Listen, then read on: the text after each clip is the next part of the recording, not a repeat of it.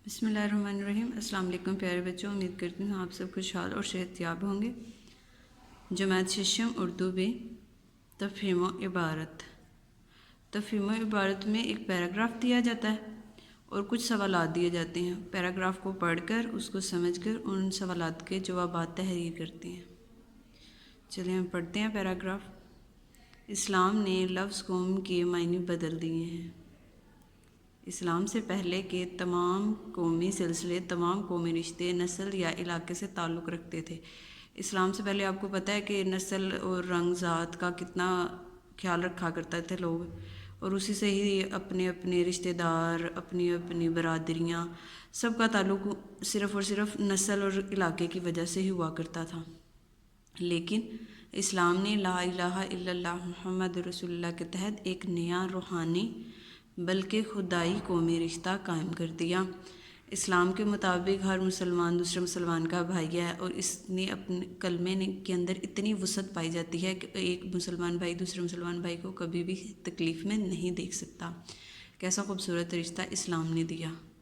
इस्लाम से किसी से नहीं पूछता कि वो तुर्क है या ताजिक, वो अफ्रीका का रहने वाला है या अरब का, वो चीन का बाशिंदा है या माँ चीन का, पाकिस्तान में पैदा हुआ है या हिंदुस्तान में, वो काले रंग का है या गोरे रंग का है, बल्कि किसी ने अल्लाह की तौहीद और मोहम्मद रसूलुल्लाह की रिसालत को मान लिया, वो एक रिश्ते में बंध गए। जी, इस्लाम से पहले ही इन सब का ख्याल रखा जाता था। ये कौन है, कहाँ से आया है, कहाँ का रहने वाला है, इसका ज़ात क्या है और किस नस्ल से ताल्लुक़ रखता है। लेकिन इस्लाम के बाद ये सारे के सारे तोड़ दिए गए। खुद परस्ती के, बुत परस्ती के, ज़ात के, हर तरह के बुतों को तोड़ दिया गया, और इस्लाम के बाद सब के सब जिसने अल्लाह ताला की तौहीद को और आपकी रिसालत को मान लिया, वो सब के सब एक रिश्ते में बन गए। सवालात देखते हैं। सवाल नंबर 1, इस्लाम ने लफ्ज़ कौम को कितनी वसअत दी है। ऊपर पैरा में हम पढ़ कर आए हैं, कितनी दी है पढ़ते हैं। इस्लाम ने ला इलाहा इल्लल्लाह मुहम्मद रसूलुल्लाह के तहत एक रूहानी और कौमी रिश्ता कायम कर दिया। इससे पहले के तमाम कौमी रिश्ते नस्ल या इलाके से थे, ख़त्म कर दिए। ऐसा ही हम ऊपर पढ़ कर आए हैं। चलें जी, सवाल नंबर 2 देखें। क्या इस्लाम में नस्ल और इलाके का इम्तियाज़ जायज़ है। आपने ऊपर पढ़ा था जी नहीं, इस्लाम में नस्ल और इलाके का कोई इम्तियाज़ नहीं।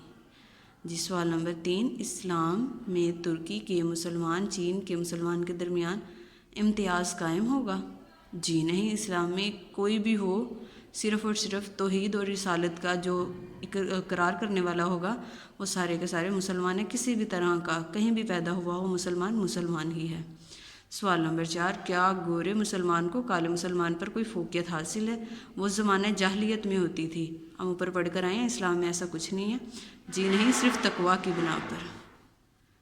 सवाल नंबर 5, इस इबारत का उन्वान लिखिए। जी, आपने जो ऊपर इबारत पढ़ी है उसका उन्वान क्या हो सकता है। जी, उसका उन्वान इस्लामी मसावात हो सकता है। ऊपर का जितना भी हमने पैराग्राफ पढ़ा है उससे हमें क्या सबक मिलता है कि सारे का सारा इस्लामी मसावात पर बेस करता है। तो इसलिए इसका इबारत का नाम हमने क्या रख दिया, इस्लामी मसावात। Thank you students.